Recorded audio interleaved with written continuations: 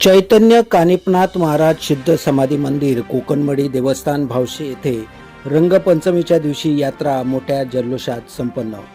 शहापूर तालुक्यातील भावशे गावात 83 वर्षापासून रंगपंचमीच्या दिवशी चैतन्य कानिपनाथ महाराज सिद्ध समाधी मंदिर कोकणमडी येथे यात्रा भरत असून मंदिराचे मुख्य पुजारी गुरुवर्य प्रभाकर महाराज गोदडे यांच्या मार्गदर्शनाने यात्रा उत्सवाला सुरुवात झाली।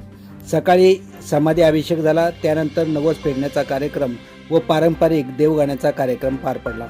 सायंकाळी नाथ सरकार ढोल ताशा पथक कानिपनाथ सेवा मंडळ पारंपरिक भजन व बँजोच्या गजरात पालखी छबिना सोहळा व नाथांच्या मानाच्या काठ्या व ताईत भरण्याचा कार्यक्रम पार पडला। तसेच गाव कमिटीने लावणीचा कार्यक्रम आयोजित केला होता। यात्रेसाठी शेकडो दुकानदार व्यावसायिक आले होते।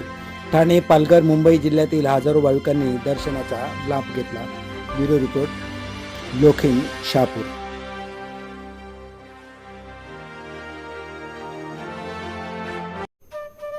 नमस्कार, मी धनश्री पाठारे। तुम्ही पाहत आहात लोखिंड न्यूज चॅनल। हा व्हिडिओ आवडल्यास लाईक करा, शेअर करा आणि बेल आयकॉनवर प्रेस करा।